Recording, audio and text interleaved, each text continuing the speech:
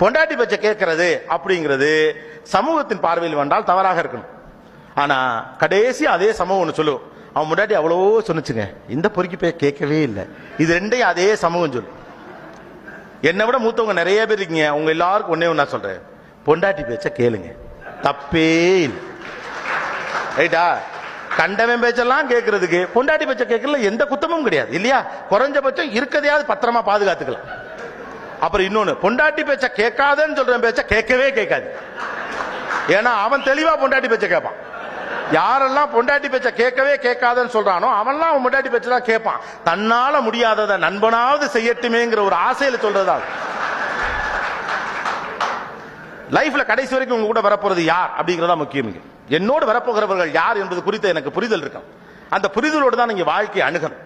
ஆணினுடைய அதிகாரத்திற்குள் பெண்ணும், பெண்ணினுடைய அதிகாரத்திற்குள் ஆணும் இருந்தாலே ஒரு வாழ்க்கை நல்லா இருக்கு.